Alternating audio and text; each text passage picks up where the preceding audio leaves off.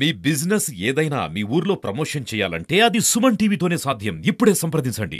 మీరు హాస్టల్లో చాలా దారుణంగా ఉన్నాయి.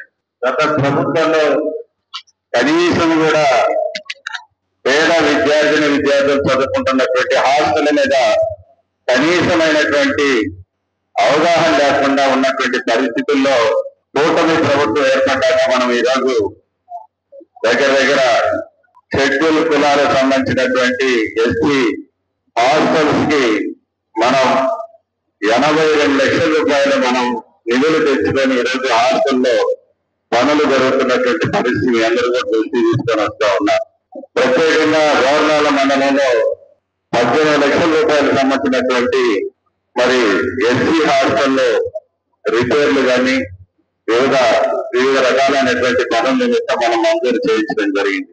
అదే కాకుండా వెనుకబడిన బీసీ హాస్టల్ కూడా ఒక 4 రోజుల క్రితం 7 లక్షల రూపాయలు మనం మరమ్మతులకు సంబంధించినటువంటి నిధులు కూడా మనం కేటాయించుకోవడం జరిగింది. ఇవే కాకుండా గిరిజన ప్రాంతాల్లో రహదారుల అభివృద్ధి చేసుకునే నిమిత్తం ఐటీడీ ద్వారా మనం దగ్గర 20 కోట్ల రూపాయల వరకు ఉన్నటువంటి రోడ్లన్నింటినీ కూడా మనం మొదలు పెట్టుకునే పరిస్థితి మీ అందరి దృష్టికి నేను తీసుకొని వస్తా ఉన్నా.